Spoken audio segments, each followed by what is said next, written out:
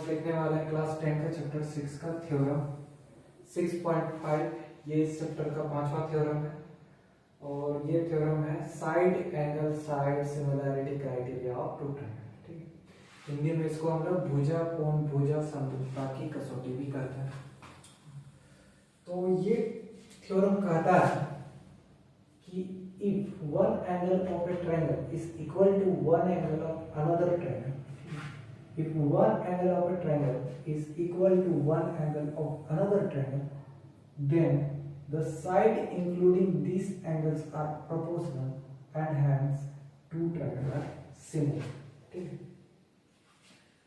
कि यदि किसी त्रिभुज का एक एंगल दूसरी त्रिभुज के एक एंगल के इक्वल हो और इस एंगल को इंक्लूड करने वाले इन दोनों एंगल को इंक्लूड यानी कि इन दोनों एंगल को बनाने वाली साइड्स यदि प्रोपोर्शनल में हो तो दोनों ट्रायंगल सिमिलर होते हैं। ठीक है, तो मान लेते हैं जैसे यहां पर दो ट्रायंगल हैं ABC और ट्रायंगल DEF। तो हमको क्या बोला, one angle of a triangle is equal to one angle of another triangle. मान लेते हैं एंगल ए जो है एंगल बी के इक्वल है, angle A equal to angle B and the side including this angle are proportional. तो इन दोनों एंगल को इंक्लूड करने वाली यानी कि बनाने वाली साइड्स भी प्रोपोर्शनल है। प्रोपोर्शनल कहने का मतलब है कि इनके कॉरस्पॉन्डिंग साइड रेशियो में है और वो रेशियो इक्वल है। जब रेशियो इक्वल होता है तो हम कहते हैं कि वो प्रोपोर्शनल है। तो एंगल ए को बनाने वाली साइड AB और AC है। ठीक है, AB और AC। उसी तरह एंगल बी को बनाने वाली साइड DE और DF है। तो ये दोनों साइड, ये सभी साइड, ये चारों साइड प्रोपोर्शनल होंगे। ठीक है, तो रेशियो किसका बनेगा, क्रॉसपॉन्डिंग साइड का। तो AB के क्रॉसपॉन्डिंग DE है और उसी तरह AC के क्रॉसपॉन्डिंग DF है। तो ये दोनों रेशियो प्रोपोर्शनल है यानी कि एंगल को बनाने वाले क्रॉसपॉन्डिंग साइड का रेशियो इक्वल है। ठीक है, या फिर एंगल को बनाने वाली क्रॉसपॉन्डिंग साइड प्रोपोर्शनल है। तो ये दोनों चीजें हमको गिवन है, ये दोनों चीजें हमको गिवन रही और इस केस में side angle side similarity criteria apply होता है और इस क्राइटेरिया के अकॉर्डिंग ये दोनों ट्रायंगल सिमिलर होंगे। ठीक है, तो जब भी किसी दो ट्रायंगल में ये दोनों क्राइटेरिया हमको, ये दोनों कंडीशन हमको देखने को मिलेगा कि यदि एक एंगल इक्वल हो दोनों में, दोनों ट्रायंगल में, और उन एंगल को बनाने वाले साइड प्रोपोर्शनल में है या फिर उन दोनों एंगल को बनाने वाले कॉरस्पॉन्डिंग साइड का रेशियो इक्वल हो, तो उस केस में हम बोलेंगे कि ये दोनों ट्रायंगल सिमिलर है SAS के अकॉर्डिंग। ठीक है, तो चलिए इसका प्रूफ देखते हैं कि SAS को कैसे प्रूव करना। ठीक है, आइए हम लोग देखेंगे SAS सिमिलैरिटी क्राइटेरिया का प्रूफ। ठीक है, तो इस क्राइटेरिया को प्रूव करने के लिए हमको दो ट्रायंगल लेना होगा और वो ट्रायंगल हमने लिया है ABC और DEF। तो इसमें क्या क्या चीजें हमको गिवन है, इसमें हमको गिवन रहेगा एक कॉरस्पॉन्डिंग एंगल इक्वल रहेगा। ठीक है, साइड एंगल साइड में एक एंगल है तो इसीलिए हमको एक कॉरस्पॉन्डिंग एंगल इक्वल गिवन रहेगा। हाँ, मान लेते हैं वो एंगल A और D है, दोनों ट्रायंगल में वो इक्वल एंगल मान लेते हैं A और D है। साथ ही इन दोनों एंगल को इंक्लूड करने वाले कॉरस्पॉन्डिंग साइड भी रेशियो में होंगे, सेम रेशियो में होंगे यानी कि प्रोपोर्शन में होंगे। तो एंगल A को इंक्लूड करने वाला साइड या जिन साइडों से एंगल A बना हुआ है वो AB और AC है। उसी तरह एंगल D जो है वो DP और DE और DF से बने हुए हैं। ठीक है, तो इन कॉरस्पॉन्डिंग साइड का रेशियो भी प्रोपोर्शन में होगा। तो AB के कॉरस्पॉन्डिंग DE है, इसीलिए ए बी बाई डी, और AC के कॉरस्पॉन्डिंग DF है, इसीलिए AC बाई DF।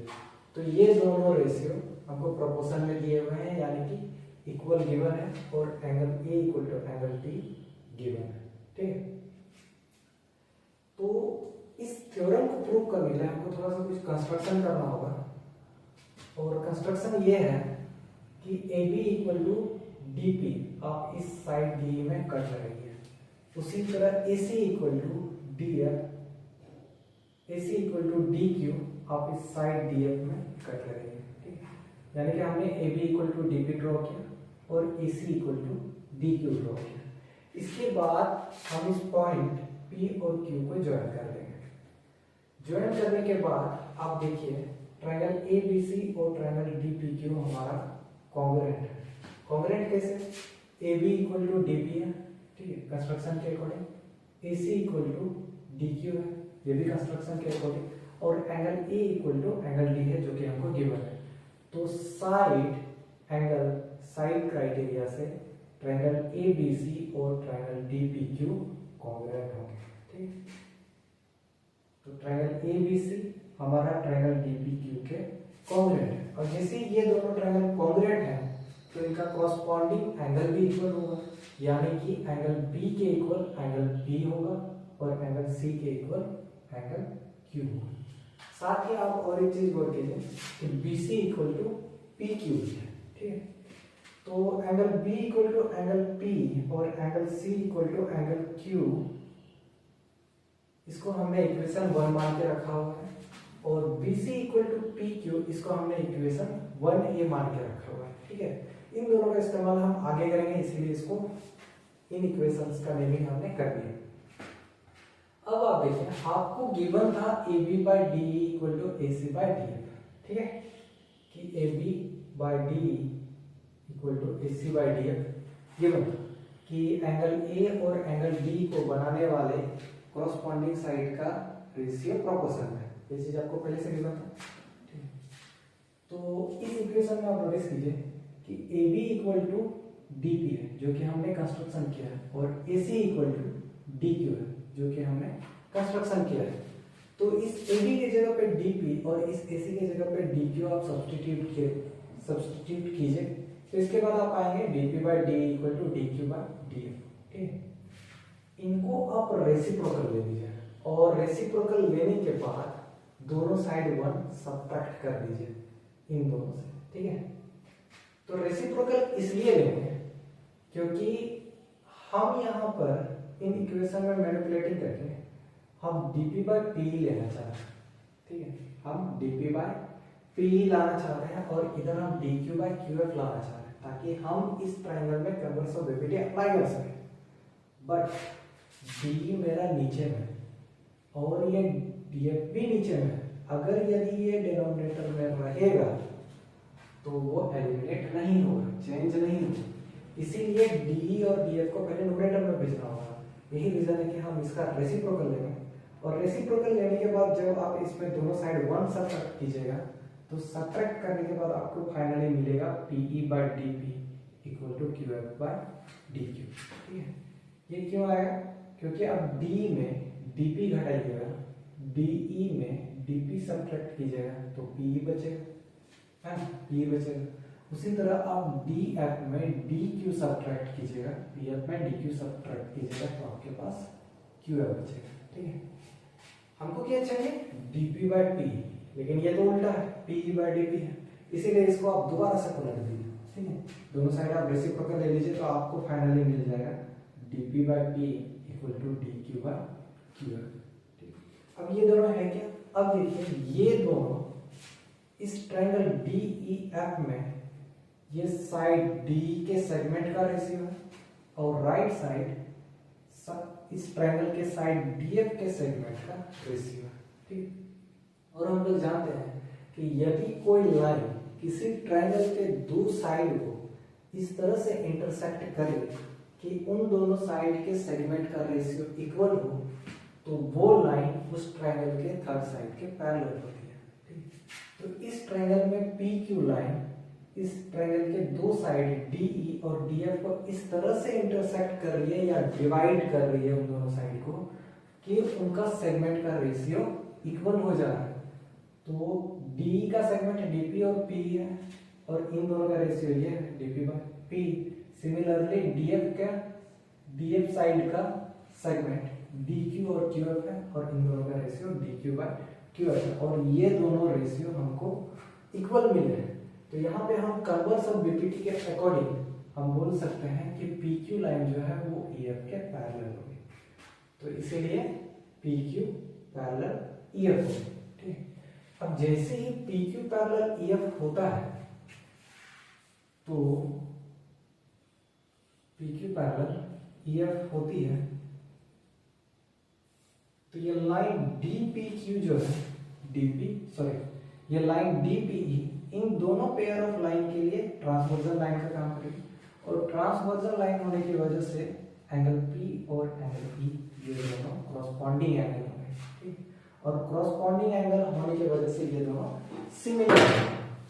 तो वो चीज मैंने यहाँ लिखा है, एंगल ई और एंगल पी जो है ये सिमिलर है या इक्वल है और इसी तरह एंगल एफ और एंगल क्यू भी इक्वल है। ठीक है, तो ये दोनों हमारा क्या है, कॉरस्पॉन्डिंग एंगल,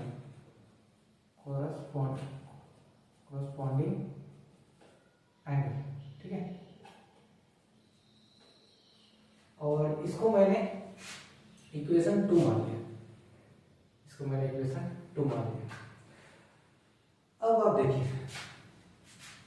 यहां पे ध्यान दीजिएगा। ठीक है, एंगल P के इक्वल आपने लिया आया है एंगल E, ठीक है, और एंगल Q के इक्वल आपने लिया आया है एंगल F, कॉरस्पॉन्डिंग एंगल। ठीक है, लेकिन एंगल P के इक्वल एंगल B भी तो था।